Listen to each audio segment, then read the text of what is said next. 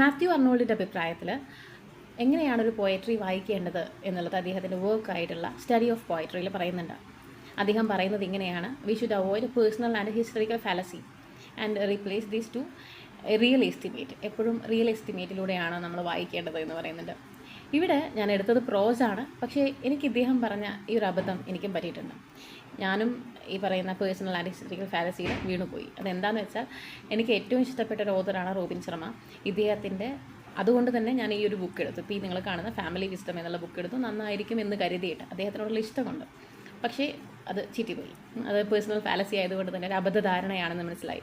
പിന്നെ വരുന്ന അടുത്തതാണ് ഹിസ്റ്ററിക്കൽ ഫാലസി. ഇദ്ദേഹത്തിൻ്റെ ഇതിന് മുൻപ് ഞാൻ 2 ബുക്ക് വായിച്ചിട്ടുണ്ടായിരുന്നു, മോങ്ക് ഹൂ സോൾഡ് ഹിസ് ഫെരാരിയും അതുപോലെ who will cry when you die. അപ്പോൾ അതൊരു ഹിസ്റ്ററിയാണ് എൻ്റെ. ആ 2 വായിച്ചപ്പോൾ ഇതും നന്നായിരിക്കുമെന്ന് എനിക്ക് തോന്നി. അതാണ് ഹിസ്റ്ററിക്കൽ ഫാലസി. ഇത് രണ്ടും നമ്മൾ ഒഴിവാക്കണം. പ്രോസ് വായിക്കുമ്പോഴല്ല, പോയട്രി